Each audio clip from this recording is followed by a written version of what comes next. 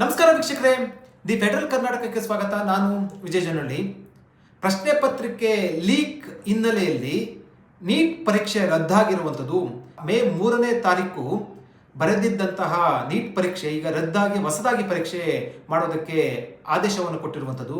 ವಿದ್ಯಾರ್ಥಿಗಳಲ್ಲಿ ಮತ್ತು ಪೋಷಕರಲ್ಲಿ ಈ ಸಂಬಂಧಪಟ್ಟಂತೆ ಆತಂಕದ ಜೊತೆಗೆ ದುಗುಡ ಕೂಡ ಶುರುವಾಗಿರುವಂಥದ್ದು. ಈ ಸಂಬಂಧಪಟ್ಟಂತೆ ಮಾತಾಡೋಕ್ಕೆ ಅಖಿಲ ಕರ್ನಾಟಕ ವಿದ್ಯಾರ್ಥಿ ಸಂಘಟನೆಯ ಅಧ್ಯಕ್ಷ ಕಾಂತ್ ಕುಮಾರ್ ಅವರು ನಮ್ಮ ಜೊತೆ ಇದ್ದಾರೆ. ಏನೆಲ್ಲ ಮಾಡಬೇಕು, ಏನೆಲ್ಲ ಮಾಡಬೇಕಾಗಿತ್ತು, ಪ್ರಶ್ನೆ ಪತ್ರಿಕೆ ಲೀಕ್ ತಡೆಯೋ ಸಂಬಂಧಪಟ್ಟಂತೆ ಏನು ಕ್ರಮ ಕೈಗೊಳ್ಳಬೇಕಾಗಿತ್ತು, ಅದರ ಸಂಬಂಧಪಟ್ಟಂತೆ ಕಾಂತ್ ಕುಮಾರ್ ಅವರು ನಮ್ಮ ಜೊತೆ ಮಾತಾಡ್ತಾರೆ. ಸರ್, ಕಾರ್ಯಕ್ರಮಕ್ಕೆ ಸ್ವಾಗತ. ಕಾಂತರಾಜ್ ಅವರೇ. ಸರ್ ನಮಸ್ತೆ ಸರ್. ನಮಸ್ತೆ ಸರ್. ನೀಟ್ ಪರೀಕ್ಷೆ ರದ್ದಾಗಿರುವಂತದ್ದು ಅಂದ್ರೆ ಪರೀಕ್ಷೆ ನಾವು ಬರ್ದಿಲ್ಲ, ನಮಗೆ ಕೂಡ ಒಂದ್ ರೀತಿಯಲ್ಲಿ ಏನಪ್ಪ ಮುಂದೆ ಏನ್ ಮಾಡ್ಬೇಕು, ಹೆಂಗ್ ಪರೀಕ್ಷೆ ಬರೀಬೇಕು ಅನ್ನೋಂತ ನಮ್ಗೆ ಅನ್ಸುತ್ತೆ. ವಿದ್ಯಾರ್ಥಿಗಳಲ್ಲಿ ಇನ್ನೆಷ್ಟರ ಮಟ್ಟಿಗೆ ಅವ್ರಿಗೆ ಒಂದ್ ರೀತಿಯಲ್ಲಿ ದುಃಖ ದುಮ್ಮಾನ ಇರುತ್ತೆ. ಏನ್ ಅನ್ಸುತ್ತೆ ಈ ಬಗ್ಗೆ? ಸರ್, ಈಗ ಸುಮಾರು ಇದು ಇಂಡಿಯಾದಲ್ಲಿ ಈಗ 27,80,000 ಜನ ಅಂದ್ರೆ ಸ್ಟೂಡೆಂಟ್ಸ್ ಎಕ್ಸಾಮ್ ಬರ್ತಿದ್ದಾರೆ ಸರ್. ಈಗ ನೀಟ್ ಎಕ್ಸಾಮ್ಸ್ ಸುಮಾರು 551 ಸಿಟಿಯಲ್ಲಿ ಈಗ ಎಕ್ಸಾಮ್ಸ್ ಕಂಡಕ್ಟ್ ಮಾಡಿರೋದು. ಇವತ್ತು ಬರೀ 22,80,000 ಜನ ಯೂತ್ಸಿಗೆ ಆಗಿರೋ ತೊಂದ್ರೆ ಇಲ್ಲ ಸರ್. ಇದು ಮೆಂಟಲಿ ಟಾರ್ಚರ್ ಈವನ್ ಅವ್ರ ಪೇರೆಂಟ್ಸ್ಗೂ ಆಗಿದೆ. ಮತ್ತೆ ಈ ಒಂದು ನ್ಯಾಷನಲ್ ವೇಸ್ಟ್ ಸರ್. ಮತ್ತೆ ಎಕ್ಸಾಮ್ಸ್ ಕಂಡಕ್ಟ್ ಮಾಡ್ತಾ ಇರೋದು ಅಂತಂದ್ರೆ ಇದು ಯಾರ ದುಡ್ಡ ಖರ್ಚು ಮಾಡಿ ಮಾಡ್ತಾರೆ ಹೇಳಿ. ಮತ್ತೆ ಎಷ್ಟು ಅವರಿಗೆ ಟೈಮ್ ಅನ್ನೋದು ತುಂಬಾ ಪ್ರೀಶಿಯಸ್. ಮತ್ತೆ ಮುಂಚೆ ಎಲ್ಲ ಈ ಒಂದು MBBS ಪೋಸ್ಟಲ್ಸ್ ಎಲ್ಲ ಇದು ಸೀಟ್ಸ್ ಎಲ್ಲ ಏನ್ ಮಾಡ್ತಿದ್ರು ಅಂದ್ರೆ ಲಕ್ಷಾಂತರ ರೂಪಾಯಿ ಮತ್ತೆ ಕೋಟ್ಯಾಂತರ ರೂಪಾಯಿ ಕೊಟ್ಬಿಟ್ಟು MLA ಮಿನಿಸ್ಟರ್ಸ್ ಕೊಂಡ್ಕೊಂತ ಇದ್ರು ಅದನ್ನ. ಇವತ್ತು ಏಜೆನ್ಸಿ ಅವ್ರು ಇವತ್ತು ಸೀಟ್ ಮಾರ್ಕೊಂತ ಇದಾರೆ. ಇವತ್ತು ಕ್ವಶನ್ ಪೇಪರ್ ಅಂದ್ರೆ ಕ್ವಶನ್ಸ್ ಇವತ್ತು ವಾಟ್ಸಪ್ ಮತ್ತೆ ಇದು ಟೆಲಿಗ್ರಾಮ್ ಅಲ್ಲಿ ಹಂಚ್ಕೊಂಡು ಇವತ್ತು ಲಕ್ಷಾಂತರ ರೂಪಾಯಿ ದುಡ್ಡಿಗೆ ಮಾಡ್ಕೊಂತಿದಾರೆ ಅಂತಂದ್ರೆ ನಮ್ದು ಎಜುಕೇಶನ್ಸ್ ಮತ್ತೆ ಎಂಪ್ಲಾಯ್ಮೆಂಟ್ ಸಿಸ್ಟಮ್ ಇಲ್ಲಿ ಬಂದಿದೆ ನೋಡಿ ಸರ್ ಇವತ್ತು. ಯಾಕೆಂದ್ರೆ ಬರೀ ಸೆಂಟ್ರಲ್ ಗೌರ್ಮೆಂಟ್ ಅಲ್ಲ, ಇವತ್ತು ಸ್ಟೇಟ್ ಗೌರ್ಮೆಂಟ್ ಅಷ್ಟೇ ಇದ್ರ ಬಗ್ಗೆ ತುಂಬಾ ಸೀರಿಯಸ್ ಆಗಿ ತಗೊಬೇಕು. ಇವನ್ KPSC ನಡೆಸಿದ ಕ್ವಶನ್ ಪೇಪರ್ ಇಂಗ್ಲಿಷ್ ಇಂದ ಕನ್ನಡ ಟ್ರಾನ್ಸ್ಲೇಷನ್ 100 ಕ್ವಶನ್ಸ್ ತೆಗೆಯಕ್ ಬಂದಿಲ್ಲ ಇವತ್ತು, ಇನ್ಕ್ಲೂಡಿಂಗ್ ಬರೀ ಸೆಂಟ್ರಲ್ ಗೌರ್ಮೆಂಟ್ ಜೊತೆ ಇವತ್ತು ಸ್ಟೇಟ್ ಗೌರ್ಮೆಂಟ್ ಅಷ್ಟೇ ತುಂಬಾ ಸೀರಿಯಸ್ ಆಗಿ ತಗೊಬೇಕು ಸರ್. ಎಕ್ಸಾಮ್ಸ್ ಅಂತಂದ್ರೆ ಈ ಒಂದು ಎಕ್ಸಾಮ್ಸ್ ಪೇಪರ್ ಕ್ವಶನ್ ಪೇಪರ್ ನ ಮುಂಚೆ ತಗೊಂಡ್ ಪ್ರಿಂಟ್ ಮಾಡಿ ಇಟ್ಟಿರೋದಂತಲ್ಲ ಸರ್. ಇದನ್ನ ಕ್ವಶನ್ ಪೇಪರ್ ಮುಗಿಯೋರು ಅಷ್ಟೇ, ಕ್ವಶನ್ ಪೇಪರ್ ಪ್ರಿಪರೇಷನ್ ಮಾಡೋರು ಅಷ್ಟೇ.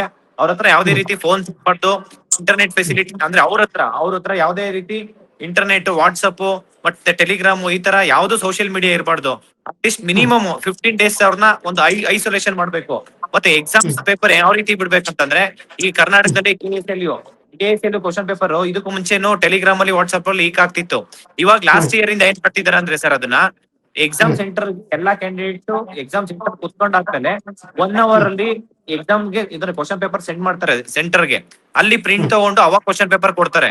ಇಲ್ಲ ಥ್ರೂ ಆನ್ಲೈನ್ ಮಾಡ್ಬೇಕು. ಇವತ್ತು ಆನ್ಲೈನ್ ಮಾಡಿದ್ರು ಕೂಡ ಸೆಂಟ್ರಲ್ಲಿ ಅಂದ್ರೆ ಕ್ವಶನ್ ಪೇಪರ್ ಇವರು ಫೋಟೋ ತಗೊಂಡು ಟೈಪ್ ಮಾಡಿರೋದನ್ನ ಅಷ್ಟನ್ನ ನೀವು PDF ಬೇರೆಯವ್ರಿಗೆ ಕಳಿಸಿ ದುಡ್ಡಿಗೆ ಮಾರ್ಕೊಂತೀರಾ ಅಂತಂದ್ರೆ ಇವತ್ತು ಎಜುಕೇಶನ್ ಸಿಸ್ಟಮ್ ಹೆಂಗಿದೆ, ಮತ್ತೆ ಸೊಸೈಟಿಯಲ್ಲಿ ಇಂತ ಕೊಟ್ಟು ಬರೋಂತರ ಡಾಕ್ಟರ್ ಇರ್ಬೋದು, ಡೆಂಟಿಸ್ಟ್ ಇರ್ಬೋದು, ಅವ್ರು ಯಾವ ರೀತಿ ಸೇವೆ ಮಾಡ್ತಾರೆ, ಯಾವ ರೀತಿ ನಂಬಿಕೆ ಇಡ್ಬೇಕಾಗುತ್ತೆ ಅವ್ರ ಮೇಲೆ. ಮತ್ತೆ ಇವತ್ತು ಯೂತ್ಸ್ ತುಂಬಾ ಇಂಪಾರ್ಟೆಂಟ್. ಯಾಕೆಂದ್ರೆ ಇವತ್ತು ನಮ್ಮ ಒಂದು ದೇಶ ಮುಂದೆ ಅಂದ್ರೆ ಮುಂದಿನ ಭವಿಷ್ಯ ಯಾರು ನಿರ್ಧಾರ ಮಾಡ್ತಾರ ಅಂತಂದ್ರೆ ಅದು ಯೂತ್ಸ್. ಆ ಯೂತ್ಸ್ಗೆ ಇವತ್ತು ಡೇ ಬೈ ಡೇ ಪ್ರತಿ ಒಂದ್ರಲ್ಲೂ ಅವರಿಗೆ ಮೆಂಟಲಿ ಟಾರ್ಚರ್ ಕೊಡ್ತಾ ಇದಾರೆ ಅಂತಂದ್ರೆ ಇವತ್ತು ಅವ್ರ ಪರಿಸ್ಥಿತಿ ಹೆಂಗಿರುತ್ತೆ. ಒಂದ್ಸತಿ ಅವ್ರು ಏನ್ ಬರ್ದ್ಬಿಟ್ಟು ಕ್ವಶನ್ ಪೇಪರ್ ಪಾಸ್ ಆಗಿರ್ತಾರೆ, ಈ ಒಂದು ಕಾಂಪಿಟೇಟಿವ್ ಎಕ್ಸಾಮ್ಸ್ ಅಂದ್ರೆ ಕಾಂಪಿಟೇಟಿವ್ ಇದರಲ್ಲಿ ಎಂಟ್ರೆನ್ಸ್ ಎಕ್ಸಾಮ್ಸ್ ಇರ್ಬೋದು, ಕಾಂಪಿಟೇಟಿವ್ ಎಕ್ಸಾಮ್ಸ್ ಇರ್ಬೋದು, ಪ್ರತಿ ಒಂದ್ರಲ್ಲೂ ಒಂದೊಂದು ಮಾರ್ಕ್ಸ್ 0.1 ಮಾರ್ಕ್ಸ್ ಕೂಡ ತುಂಬಾ ಇಂಪಾರ್ಟೆಂಟ್ ಆಗುತ್ತೆ. ಈ ಸತಿ ಪಾಸ್ ಆಗೋದು ಇನ್ನೊಂದ್ಸತಿ ಗ್ಯಾರಂಟಿನೇ ಇರಲ್ಲ ಪಾಪ ಅವರಿಗೆ. ಈ ತರ ವೇರಿಯೇಷನ್ಸ್ ಇರುತ್ತೆ, ಮೆಂಟಲಿ ಟಾರ್ಚರ್ ಆಗುತ್ತೆ. ಮತ್ತೆ ಒಂದು ಕಂಡೀಷನ್ ಅಷ್ಟೇ, ಇವತ್ತಿದ್ದ ಪರಿಸ್ಥಿತಿ ನಾಳೆ ಇರಲ್ಲ.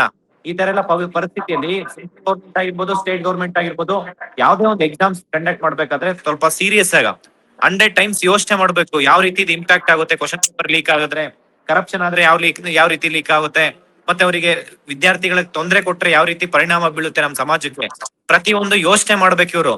ಯಾವ್ದೇ ಇರ್ಬೋದು ಸರ್. ಸೆಂಟ್ರಲ್ ಕೇಳ್ತೀನಿ, ಬರೀ ಇದೊಂದೇ ನೀಟ್ ಎಕ್ಸಾಮ್ ಮಾತ್ರ ಕಾಂತರಾಜ್, ವರ್ಷಕ್ಕೆ 1 ಬಾರಿ ಮಾತ್ರ ನೀಟ್ ಎಕ್ಸಾಮ್ ಬರುವಂತದ್ದು ಅಂದ್ರೆ ಮಾಡುವಂತದ್ದು ಎಕ್ಸಾಮ್ ಪರೀಕ್ಷೆ ಅಷ್ಟೊಂದು ಸೀರಿಯಸ್ನೆಸ್ ಇಲ್ವಾ? ಅಂದ್ರೆ ಕ್ವಶನ್ ಪತ್ರಿಕೆ ಲೀಕ್ ಆಗುತ್ತೆ ಅಂದ್ರೆ ಅದು ಈಗ ಗೊತ್ತಾಗಿರುವಂತದ್ದು, ಬಹಿರಂಗ ಆಗಿರುವಂತದ್ದು.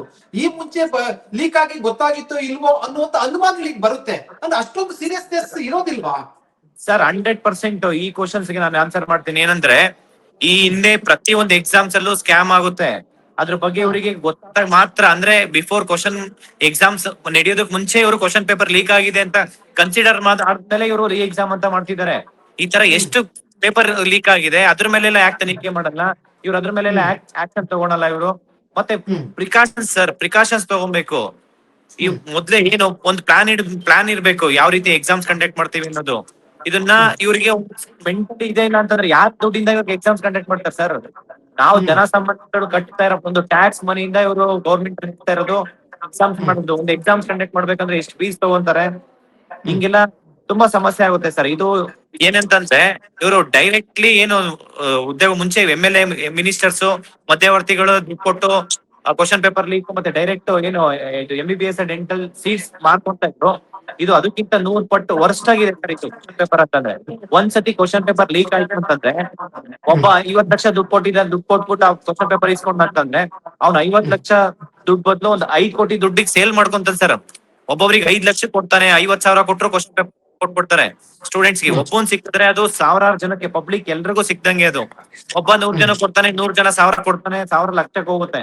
ಮತ್ತೆ ಅದ್ರಲ್ಲಿ ಏನ್ ಲಕ್ಷಾಂತರ ಸೀಟ್, ಎಕ್ಸಾಮ್ ಬರ್ದವ್ರಿಗೆಲ್ಲರಿಗೂ ಸೀಟ್ ಇರಲ್ಲ ಸರ್. ಇದು ಇರೋಂತ ವೆರಿ ಲಿಮಿಟೆಡ್ ಕಾಂಪಿಟೇಟಿವ್ ಎಕ್ಸಾಮ್ಸ್ ಇರುತ್ತೆ, ಅದಕ್ಕೆ ಒಂದು ಎಂಟ್ರೆನ್ಸ್ ಎಕ್ಸಾಮ್ಸ್ ಇರುತ್ತೆ. ಈ ತರ ಎಕ್ಸಾಮ್ಸ್ ಇರ್ಬೇಕಾದ್ರೆ ಪ್ರಾಮಾಣಿಕವಾಗಿ ಓದ್ತಕ್ಕಂತ ಅಭ್ಯರ್ಥಿಗಳಿಗೆ ಇದು ಇಂಪ್ಯಾಕ್ಟ್ ಆಗುತ್ತೆ ಸರ್ ಇದು. ಕಾಂತರಾಜರ, ವಿದ್ಯಾರ್ಥಿಗಳು ಅಂದ್ರೆ ಈಗ ಅವರ ಒಂದು ಕನಸು, ಮುಂದಿನ ಭವಿಷ್ಯದ ಕನಸು, ಅದು ನಿಮ್ಗೆ ನೀಟ್ ಎಕ್ಸಾಮ್ ಬಹಳ ಟರ್ನಿಂಗ್ ಪಾಯಿಂಟ್. PU ಮುಗಿದ್ಮೇಲೆ ಬಹಳ ಏನು ಶ್ರಮ ಪಟ್ಟು ಓದಿರ್ತಾರೆ. ಅಲ್ಲಿ ಮತ್ತೆ ಎಕ್ಸಾಮ್ ಬರಿಬೇಕು, ರದ್ದಾಗಿದೆ ಅಂದ್ರೆ ವಿದ್ಯಾರ್ಥಿ ಮನಸ್ಥಿತಿ ಮೇಲೆ ಬಹಳ ಆಘಾತ ಆಗುತ್ತಲ್ವಾ? ಅವ್ರ ಮನಸ್ಥಿತಿ ನೆಡ್ಸ್ಕೊಳಕ್ ಕೂಡ, ಊಹೆ ಮಾಡಕ್ ಕೂಡ ಸಾಧ್ಯ ಆಗುದಿಲ್ಲ ಸರ್. ಅವನು ಜೀವನನೇ ಈಗ ಟರ್ನಿಂಗ್ ಪಾಯಿಂಟ್ ಸರ್. PUC ಆದ್ಮೇಲೆ ಅವ್ನ ಲೈಫ್ ಡಿಸೈಡಿಂಗ್ ಫ್ಯಾಕ್ಟರ್ ಇರುತ್ತೆ. ಅವನ್ ನೆಕ್ಸ್ಟ್ ಎಕ್ಸಾಮ್ಸ್ ಇಂಜಿನಿಯರಿಂಗ್ ಹೋಗ್ಬೇಕಾ, ಡಾಕ್ಟರ್ ಹೋಗ್ಬೇಕಾ, ಇಲ್ಲ BSc ಮಾಡ್ಬೇಕಾ, ಬೇರೆ ಒಂದು BA ಮಾಡ್ಬೇಕಾ, ಯಾವ ಡಿಗ್ರಿ ಚೂಸ್ ಮಾಡ್ಬೇಕು, ಲಾ ಮಾಡ್ಬೇಕಾ, ಮೆಡಿಕಲ್, ಯಾವ ಫೀಲ್ಡ್ ಹೋಗ್ಬೇಕು ಅಂತ ಹೇಳೋದು ಅವ್ನ್ ಡಿಸೈಡಿಂಗ್ ಫ್ಯಾಕ್ಟರ್ ಸರ್. ಆ ಎಕ್ಸಾಮ್ಸ್, ಎಂಟ್ರೆನ್ಸ್ ಎಕ್ಸಾಮ್ ಪಾಸ್ ಆದ್ರೇನೆ ಅವ್ನ ಫ್ಯೂಚರ್ ಏನಿರುತ್ತೆ ನೆಕ್ಸ್ಟ್ 50 years ಅದ್ರ ಮೇಲೆ ಡಿಸೈಡ್ ಆಗುತ್ತೆ. ಇವ್ರು ಅಲ್ಲೇ ನೀವು ಈ ತರ ಸ್ಕ್ಯಾಮ್ ಆಯ್ತಂತಂದ್ರೆ, ಕ್ವಶನ್ ಪೇಪರ್ ಲೀಕ್ ಆಯ್ತು ಅಂತಂದ್ರೆ, ಯಾವ ಭರವಸೆ ಮೇಲೆ ಅಪ್ ಟು PUC ತನಕ ಎಕ್ಸಾಮ್ಸ್ ಕಷ್ಟಪಟ್ಟು ಓದ್ಬೇಕು ಹೇಳಿ? ಇಷ್ಟೆಲ್ಲ ಪೇರೆಂಟ್ಸ್, ಅವ್ರೆಲ್ಲಾ ಪೇರೆಂಟ್ಸ್ ಎಷ್ಟು ಸ್ಟ್ರಗಲ್ ಮಾಡ್ತಾರಂತಂದ್ರೆ, ಅವ್ರ ಪ್ರತಿ ಒಬ್ರು ಯಾವ ರೀತಿ ಅವ್ರಿಗೆ ಮಕ್ಳಿಗೆ ಕೇರ್ ತಗೊಂತಾರಂತಂದ್ರೆ, ನನ್ ಮಗ ಒಂದು ಎಕ್ಸಾಮ್ ಪಾಸ್ ಆಗ್ಲಿ, ನೀಟ್ ಎಕ್ಸಾಮ್ ಪಾಸ್ ಮಾಡಿ ಅವ್ನ್ ಇಂಜಿನಿಯರಿಂಗ್, ಡಾಕ್ಟರ್, ಡೆಂಟಿಸ್ಟ್ ಏನೋ ಒಂದ್ ಆಗ್ಬೇಕು ಅನ್ನೋ ಒಂದ್ ಆಸೆ ಇಟ್ಕೊಂಡಿರ್ತಾರೆ.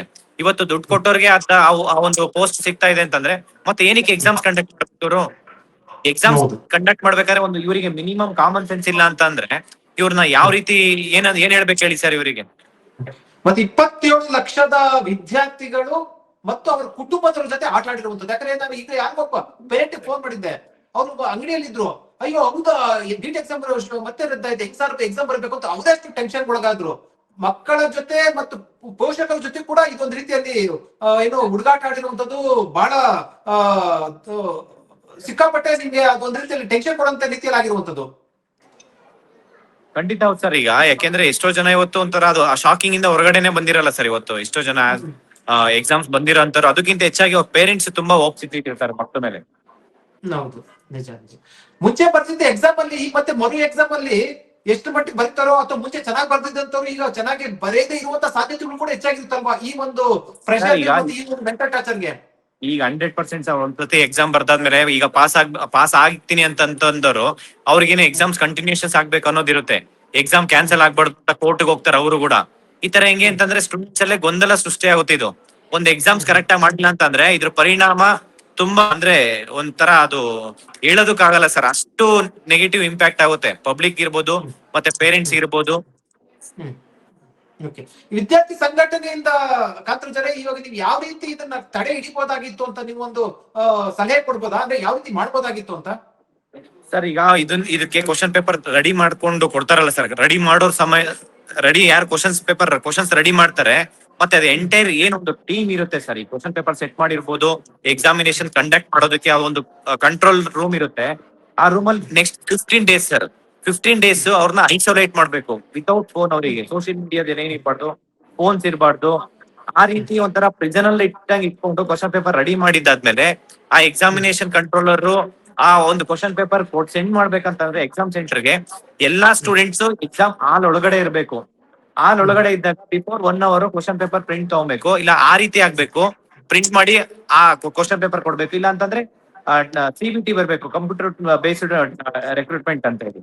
ಯಾವ ಕಂಪ್ಯೂಟರ್ ಈಗ ಫಾರ್ ಎಕ್ಸಾಂಪಲ್ SSB ಬ್ಯಾಂಕಿಂಗ್ ಅಲ್ಲಿ ಹೆಂಗೆ ಎಕ್ಸಾಮ್ಸ್ ಕಂಡಕ್ಟ್ ಮಾಡ್ತಾರೆ ಆ ರೀತಿ ಈಗ ಎಕ್ಸಾಮ್ಸ್ ಈಗ ಒಂದು ಪಿನ್ ಕೋಡ್ ಇರುತ್ತೆ, ಆ ಕೋಡ್ ಓಪನ್ ಮಾಡಿದ ತಕ್ಷಣ ಇಮಿಡಿಯೇಟ್ ಎಲ್ಲರಿಗೂ ಕ್ವಶನ್ ಪೇಪರ್ ಬರುತ್ತೆ. ಆನ್ಲೈನ್ ಟೆಸ್ಟ್ ಇರಬೇಕು. ಈ ರೀತಿ ಆಗೋದ್ರಿಂದ ಈ ಒಂದು ಸ್ಕ್ಯಾಮ್ ನ ತಡಿಬಹುದು ಸರ್. ಮತ್ತೆ ಈಗ ಸಿಬಿಐ ತನಿಖೆ ಕೊಟ್ಟಿರುವಂತದ್ದು, ಸಿಬಿಐ ತನಿಖೆ ನಂತರ ಆರೋಪಿಗಳು ಪತ್ತೆ ಆಗ್ಬೋದು, ಪತ್ತೆ ಆಗ್ತಾರೆ ಅಂದ್ರೆ ಇದು ಮುಂದಿನ ದಿನಗಳಲ್ಲಿ ಒಂದು ಮೆಸೇಜ್ ಹೋಗ್ಬೇಕಂದ್ರೆ ಮತ್ತೆ ಯಾರು ಕೂಡ ಕ್ವಶನ್ ಪೇಪರ್ ಲೀಕ್ ಅನ್ನ ಮಾಡಬಾರ್ದು. ಯಾಕಂದ್ರೆ ಇದು 27 ಲಕ್ಷಗಳ ವಿದ್ಯಾರ್ಥಿಗಳ ಜೊತೆ ಆಟ ಆಡಿರುವಂತದ್ದು. ಈ ರೀತಿ ಆಟ ಆಡದಂತೆ ಒಂದು ಮೆಸೇಜ್ ಹೋಗ್ಬೇಕಂದ್ರೆ, ಒಂದು ಸಂದೇಶ, ಒಂದು ಪಾಠ ಕಲಿಸ್ಬೇಕಂದ್ರೆ ಈ ತಪ್ಪಿತಸ್ಥರ ವಿರುದ್ಧ ಸರಿಯಾದ ಕ್ರಮ ಆಗ್ಬೇಕನ್ಸುತ್ತಲ್ವಾ ಸರ್? ಈಗ ಏನ್ ಮಾಡ್ಬೇಕಂದ್ರೆ ಯಾರ್ಯಾರು ಇದ್ರಲ್ಲಿ ಸಿಕ್ಕಾಕೊಂತಾರೆ ಅವ್ರನ್ನ ಸುಮ್ನೆ ಪ್ರಿಸನ್ ಕಳ್ಸೋದು ಸರ್. ಅಲ್ಲಿ VIP ಟ್ರೀಟ್ಮೆಂಟ್ ತಗೊಂತಾರೆ ಅವರು ಜೈಲಿಗೆ ಹೋದ್ರೆ. ಅವ್ರನ್ನ BBMP ಅಲ್ಲಿ BBMP ಇದ್ ಮಾಡಿ 24 ಅವರ್ಸ್ ಅಲ್ಲಿ 15 ಅವರ್ಸ್ ರೋಡ್ ಅಲ್ಲಿ ಕಸ ಗುಡ್ಸ ಅಂತ ಕೆಲ್ಸ ಕೊಡ್ಬೇಕು ಸರ್ ಅವರಿಗೆ. ಇಲ್ಲ ಸಿವಿಯರ್ ಪನಿಷ್ಮೆಂಟ್ ಆಗ್ಬೇಕು ಅವರಿಗೆ, ಯಾರೇ ಇನ್ವಾಲ್ವ್ಮೆಂಟ್ ಇದಾರೆ ಅಷ್ಟು ಜನಕ್ಕೆ. ಮುಂದೆ ಯಾರು ಕೂಡ ಯೋಚನೆ ಮಾಡಬಾರ್ದು, ಇದ್ರ ಬಗ್ಗೆ ಯೋಚನೆ ಮಾಡ್ಬಾರ್ದು ಸರ್. ಆ ರೀತಿ ಸಿವಿಯರ್ ಪನಿಷ್ಮೆಂಟ್ ಆದ್ರೆ ಪಬ್ಲಿಕ್ ಡಿಸೈಡ್ ಮಾಡ್ಬೇಕು ಸರ್ ಯಾವ ತರ ಪನಿಷ್ಮೆಂಟ್ ಆಗ್ಬೇಕಂತ ಹೇಳ್ಬಿಟ್ಟು. ಎಕ್ಸಾಕ್ಟ್ಲಿ, ನೀವ್ ಹೇಳಿದ್ದು ಮಾತು ಖಂಡಿತ ಸತ್ಯ. ಯಾಕಂದ್ರೆ ಇದು ಒಬ್ಬರಿಬ್ಬರು ಮಾತಲ್ಲ, ಅಂದ್ರೆ ಒಬ್ಬರಿಬ್ಬರು ಏನು ಕಷ್ಟ ಅಲ್ಲ. 27 ಲಕ್ಷ ವಿದ್ಯಾರ್ಥಿಗಳು ಕುಟುಂಬದ ಜೊತೆ ಇದು ಏನು ಅವರ ಜೀವನದಲ್ಲಿ ಆಟ ಆಡಿರುವಂತದ್ದು, ಅವರ ಭವಿಷ್ಯದಲ್ಲಿ ಆಟ ಆಡಿರುವಂತದ್ದು. ಮತ್ತೆ ರಾಜ್ಯದ ಸಚಿವರು ನಾನು ರಿಯಾಕ್ಷನ್ ಕೊಡೋದು ನೋಡ್ತಾ ಇದ್ದೆ. ಅಂದ್ರೆ ಮಧು ಬಂಗಾರಪ್ಪ ಅವರು ಮತ್ತೆ ಸುಧಾಕರ್ ಅವರು ಹೈಯರ್ ಎಜುಕೇಶನ್ ಮಿನಿಸ್ಟರ್ ರಿಯಾಕ್ಷನ್ ಕೊಡ್ತಾ ಇದ್ರು. ಸೊ ಅವರು ಕೂಡ ಖಂಡನೆ ವ್ಯಕ್ತಪಡಿಸ್ತಾರೆ, ಎಲ್ಲರೂ ಕೂಡ ಖಂಡಿಸ್ತಾರೆ. ಆದ್ರೆ ರಾಜ್ಯದಲ್ಲೂ ಕೂಡ ಹಿಂದೆ ಒಂದಷ್ಟು ಪ್ರಶ್ನೆ ಪತ್ರಿಕೆ ಲೀಕ್ ಆಗಿರುವಂತದ್ದು ಅಥವಾ KPSC ಎಕ್ಸಾಮ್ ಅಲ್ಲಿ ಒಂದಷ್ಟು ಎಡವಟ್ ಆಗಿರೋದು ಎಲ್ಲ ಕೂಡ ನೋಡಿದ್ದೀರಿ ಅಲ್ವಾ? ಇದ್ರ ಬಗ್ಗೆ ಸರ್ ಈಗ KPSC ಇಷ್ಟೆಲ್ಲ ಹಗರಣ ಆದ್ರೂ ಅದನ್ನ CBI ತನಿಖೆ ಕೊಡಿ ಅಂತ ಇಷ್ಟೆಲ್ಲ ಹೋರಾಟ ಮಾಡಿದ್ರು ಇವ್ರು CBI ತನಿಖೆ ಕೊಡ್ತಾ ಇಲ್ಲ. ಕನ್ನಡ KS ಕನ್ನಡ ಅಭ್ಯರ್ಥಿಗಳಿಗೆ ಟ್ರಾನ್ಸ್ಲೇಷನ್ ಎರರ್ ಆಯ್ತು, ಮತ್ತೆ ಕ್ವಶನ್ ಪೇಪರ್ ಅಂದ್ರೆ KS exams cattle notification crash ಆಯ್ತು, ಮತ್ತೆ 56% ಅದು ವ್ಯಾಲಿಡ್ ಇಲ್ಲ ಅಂತಾನೆ ಗೊತ್ತಾಯ್ತು. ಇಷ್ಟೆಲ್ಲ ಮಲ್ಟಿಪಲ್ ಇದ್ರು ಕೂಡ KS ನೋಟಿಫಿಕೇಶನ್ ಅಲ್ಲಿ ಮತ್ತೆ ಈ ಒಂದು ಬೇರೆ ಬೇರೆ ಎಕ್ಸಾಮ್ಸ್ ಅಲ್ಲಿ ಸ್ಕ್ಯಾಮ್ ಆಗಿದೆ ಅಂತಂದ್ರೂ ಇದ್ರ ಬಗ್ಗೆ ಏನು ಆಕ್ಷನ್ ತಗೊಂತ ಇಲ್ಲ ಗೌರ್ಮೆಂಟ್, ಸ್ಟೇಟ್ ಗೌರ್ಮೆಂಟ್. ಇದ್ರ ಬಗ್ಗೆ ಸ್ವಲ್ಪ ಸೀರಿಯಸ್ ಕ್ರಮ ತಗೋಬೇಕು ಅಂತ ಹೇಳ್ಬಿಟ್ಟು ನಾನು ಒತ್ತಾಯ ಮಾಡ್ತೀನಿ ಸರ್. ವೀಕ್ಷಕರೇ, ಇದು ಕಾಂತಕುಮಾರ್ ಅವರ ಅಭಿಪ್ರಾಯ. ಮುಂದೆ ಯಾರೂ ಕೂಡ ಪ್ರಶ್ನೆ ಪತ್ರಿಕೆ ಲೀಕ್ ಮಾಡೋ ವಿಚಾರದಲ್ಲಿ ಆಲೋಚನೆ ಕೂಡ ಮಾಡಬಾರ್ದು. ಆ ರೀತಿಯ ಶಿಕ್ಷೆಯನ್ನ ಕೊಡಬೇಕು ಆರೋಪಿಗಳಿಗೆ ಅನ್ನುವಂತ ಆಗ್ರಹವನ್ನ ವ್ಯಕ್ತಪಡಿಸಿರುವಂತದ್ದು.